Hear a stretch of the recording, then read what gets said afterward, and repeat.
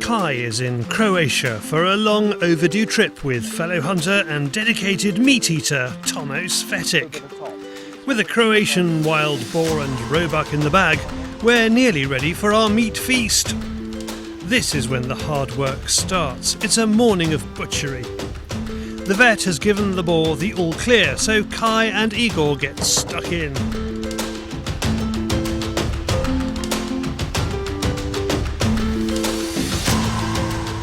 Late afternoon, we're heading up into the high ground again to see if we can find another roe. It's different terrain to the flat pastures of the valley bottom. So this is our third day in Croatia. The first 2 days the weather been really poor, but been quite productive. It's really nice to see now the mist has gone, the actual beautiful scenery around, surrounded by mountains and meadows. So the time is now probably approaching about 7 o'clock, so we've got a few hours. Nice little walk ahead of us, and let's see if we get anything.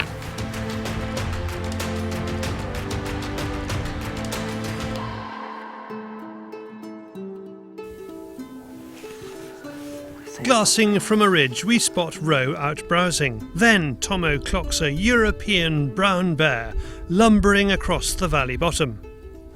Look at him. Do you think that's a boar? That is a male. It's a big one. And you can see this one going across that... Into that woodland. Yeah, exactly. But he was sleeping somewhere here. He just come down. Yeah, exactly. Because we didn't see him in the bridges on this. So he was... We were going to go down there. Yeah, exactly. This is your path. Anyway, you will go there. Just be careful, yeah? He's going up now, that way. That's what you're hoping, but listen. Yeah, the wind is in your favor. So we've got David to protect us anyway, so that's fine. He has huge flash. What's that mean? I mean, when you flash with camera. Oh, yeah, exactly. So the bear will stay alive and you will stay safe. Yeah. Yeah.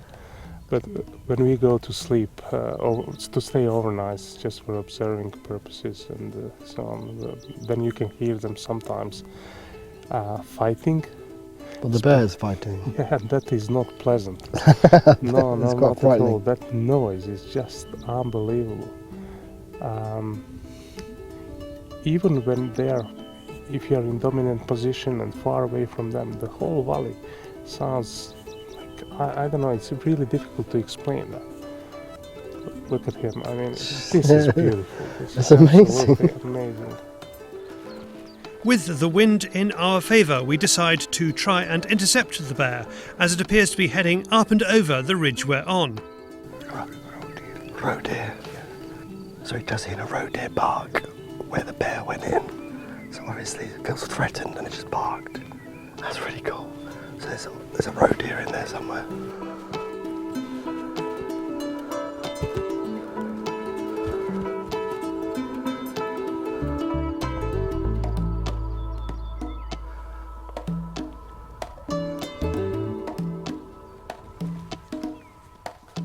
Half an hour later, and we are 130 metres from it.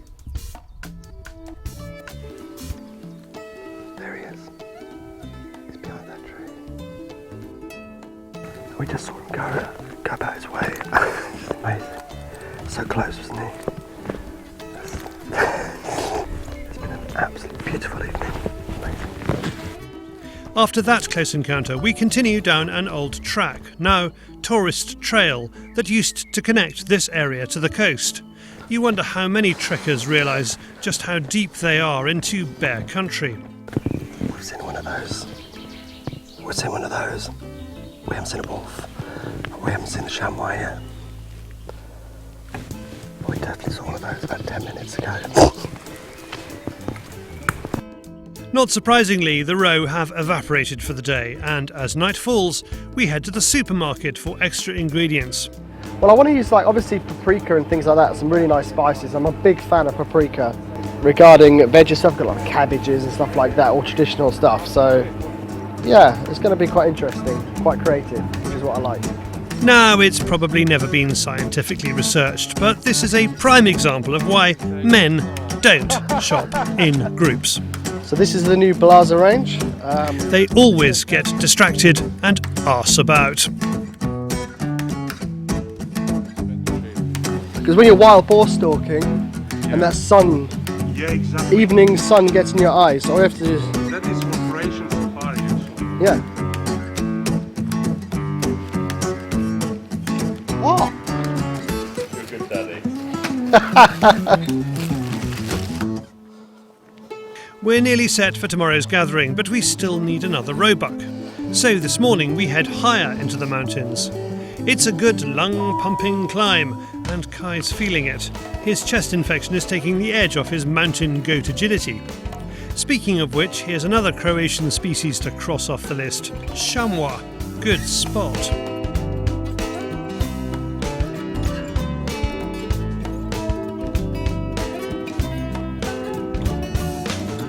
Hard work, but it's really good. I mean, I've been in Scotland and other places, but when someone takes you up about a million miles an hour, it's good for you. It's good for you though. I think we're going to sit here for a little while now and just glass the hillsides and the mountains and just to see if we've got any movement and see if we can work down onto anything and have a rest.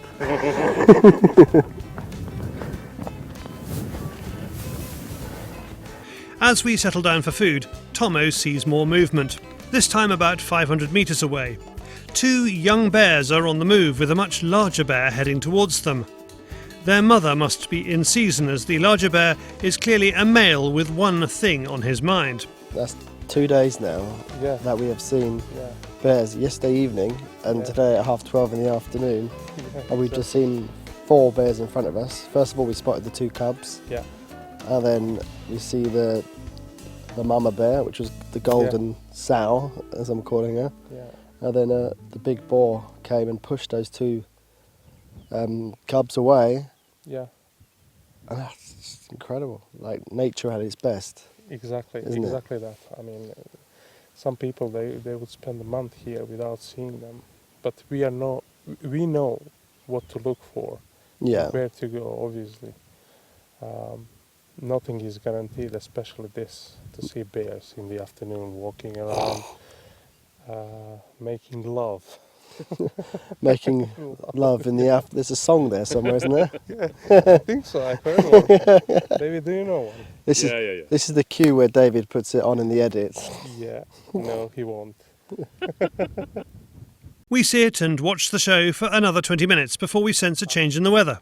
So our bear viewing session has come to an end because we can see there on the left, you can see that rain coming in across the valley.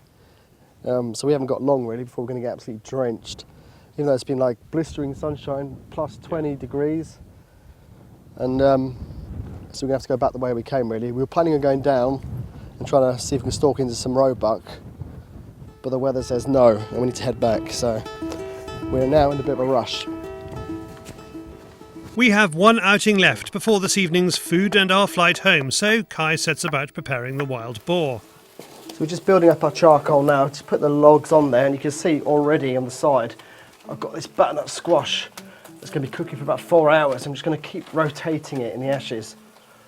And what this does, it kind of steams inside and really softens up. The outside of the skin caramelizes and gets really sweet, so you can actually eat the outside of the skin. So all we do is just chop it up, cover it in salted butter, and it's a really, really good accompaniment to these kind of dishes. So in front of me, I've got the meat from the animals that we harvested the other day. I've got the wild boar shoulder here and the chops, and also with the wild boar shoulder, we've got the shanks from the roe deer, the Roebuck that we shot. So this is from the front and back legs. I could go really, really nice, slowly cooked with this shoulder with red wine, oil, herbs, and stock with some shallots and onions. Absolutely delicious. So the chops, we're going to be putting a rub on there.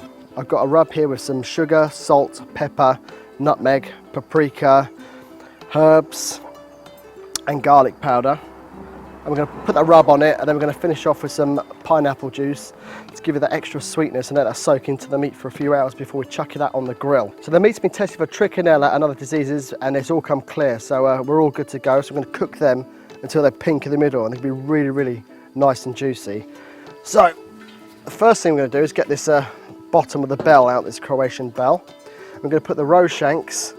We're just going to chuck everything in. It's really, really simple. These have been marinated. You can see it's really purple. They've been marinated overnight in red wine, oil, Worcestershire sauce, shallots and garlic in there. Pop the shoulder in the middle. Spread them around. And we're just going to pop this juice all over it.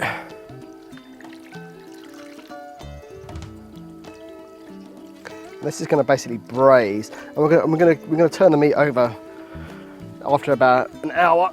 It's going to take about 3 hours, so we'll just completely turn it over every hour. And then I've got some beef stock here. However, you can use obviously venison stock. Have you used the bell oven before?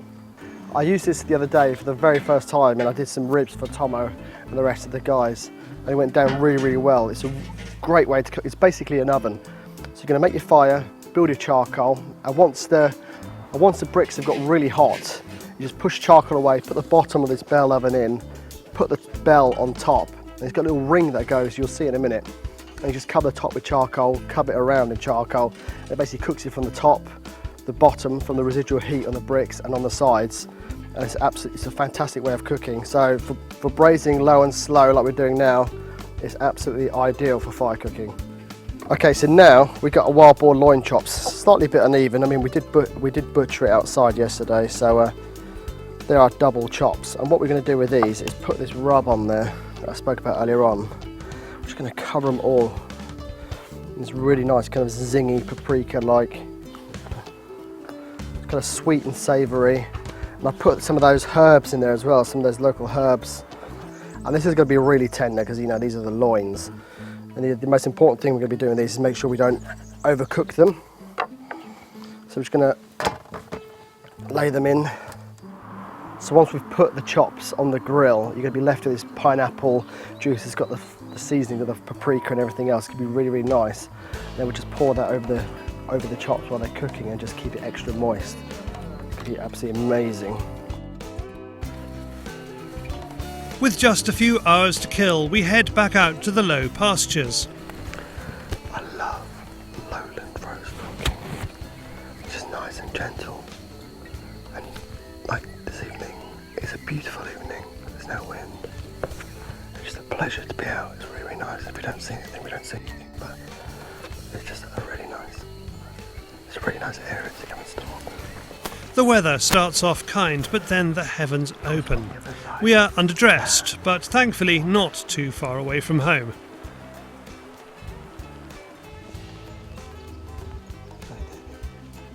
You got it.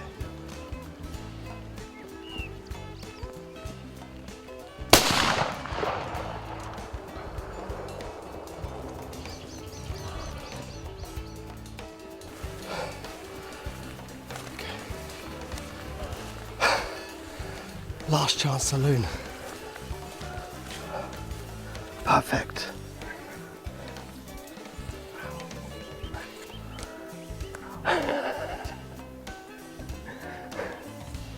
What a stalk.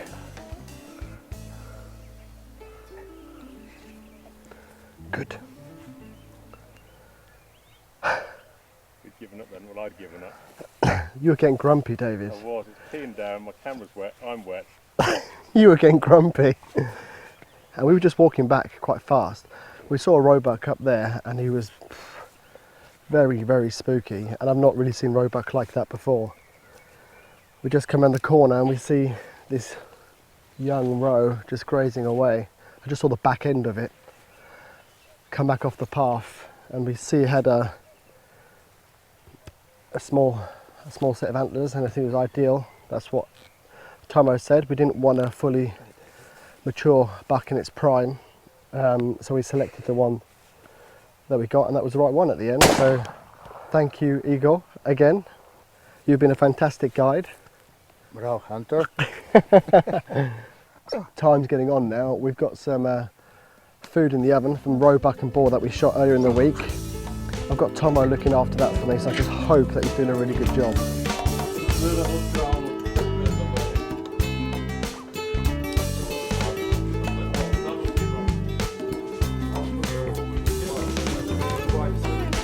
After a satisfying, fun-filled 5 days, we complete it with lots of game meat and friends. It really doesn't get any better.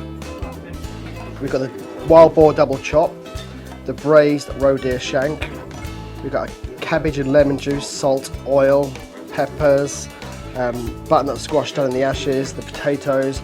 We've got the absolute full works. Everybody happy? Oh yeah. So I think that's enough said. So leave us in peace, because I've got a lot of eating to do, and you as well, David. So good night. For more information about the Blaser rifles, the optics and the clothing, go to blasersporting.com or blaser.de.